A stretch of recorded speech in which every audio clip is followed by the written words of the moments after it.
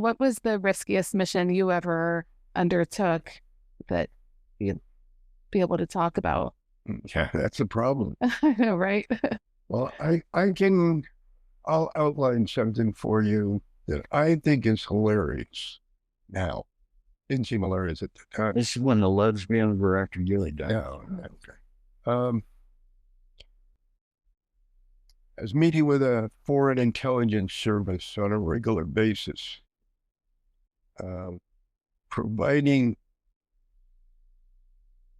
cooked information.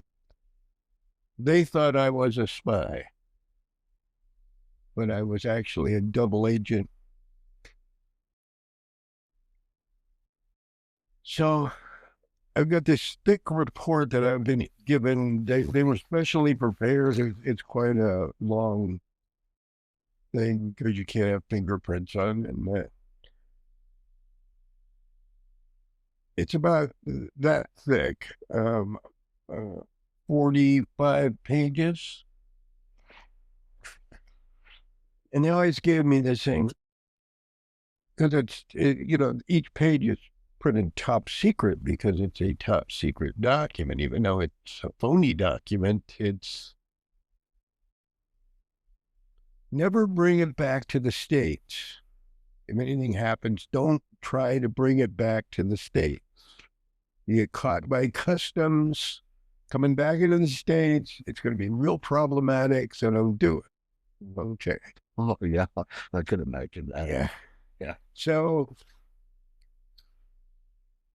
I'm there and there's a blizzard. I mean a blizzard. We're talking 3 feet, 3.5 feet of snow. It's going sideways. It's way below freezing. And I'm supposed to meet this guy in front of this restaurant. Well, I get there and, it's swirl of snow and it's so cold. And I think if I stand out in front of this restaurant, this weather, everybody's going to look at me and think, what the hell is this idiot doing? Nobody in their right mind would be standing here.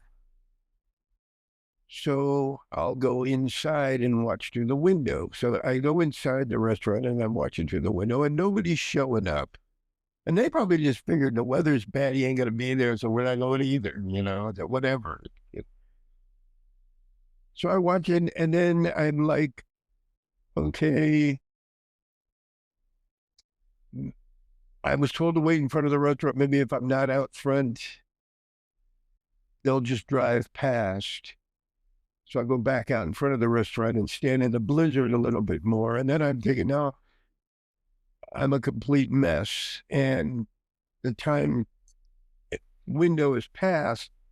So I go back to the hotel. And of course, I'm in this super cheap hotel with linoleum floors and one of those toilets with the tank like in The Godfather. Oh, yeah. Tank on the wall, you pull the chain to flush it. I mean, hopefully the chain was still there. And so now I've got this thing, and they said, never try to bring it back to this. But I was never given any instruction on exactly what to do. So now I'm sitting on the bed, I'm soaking wet, I'm freezing cold, and I'm like, what do I do with this? So I thought, well, I'll rip it up, page at a time into tiny little confetti pieces and flush it down the toilet. So I go in the bathroom and I'm sitting on the floor in front of this old-fashioned toilet. I'm carefully tearing pages of this document into crossways into little pieces. Put them in the toilet, flush the toilet, watch, make sure, give it a second flush. So then I'm thinking in my mind, I'm going to have to flush this toilet about 80 times in a row. And I don't know who can hear what in this hotel. What are the walls like? And what if it clogs the toilet? And then there's little pieces of paper with parts of top secret stamps floating around in the toilet bowl. And some authority from the local country shows up. This is not going to be good either. So this is probably not the best way to do this. So I think maybe I should burn the pages and flush the ashes. So I go rummaging around in this cheap cigarette scarred wooden nightstand and I find a box of matches. So I go back and I'm sitting. This was Providence because I'm sitting on the floor and I'm ready to light up the first page that I selected. And I just happen to look up and I see the sprinkler hit. So then I'm thinking to myself, if I set fire to this page and it creates enough smoke to set that off, maybe it'll set it off in the entire hotel. I don't know. And then maybe the fire department will come and I'll be caught here, you know, most of this remaining top secret document.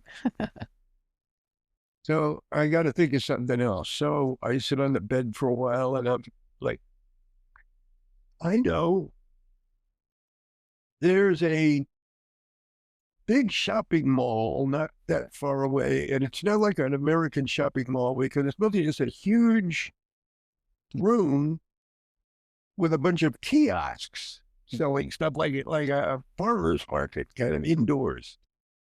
I'll go down there because I've been there before and I know it's got 4 men's rooms, one at each corner. And it's like 80 yards long and 30 yards wide. I mean, it's a big space in that sort. So I go down and I go into the men's room and I lock the little slide thing on the door of the stall and I'm sitting on the toilet and I take a page out and I tear it up into little pieces and I put it down between my legs into the toilet. I double flush and I watch and I make sure everything's gone. And then I get back up. I go out and I'm wandering through the thing and I get down to the other corner and I go into the bathroom and I do the same thing. And then I get out and I walk across and I stop and look at some kiosks and I go into that. So I'm going around to form, one page per stop in the men's room, figuring nobody's looking at me. And so I get rid of about 60% of the remaining document that way. When I walk out of one of the restrooms and there's this big, hulking looking guy with the typical ruddy Slavic face and the fur hat, the big overcoat, and I immediately think to myself, oh, it's some kind of a cop. Probably wasn't, but in that situation, your mind goes berserk, and you get the super paranoia. So I'm like, oh, crap. So I just walked out of the other end and walked right out the door and just kept going. And now I walk out, I'm in this industrial area, and I've got...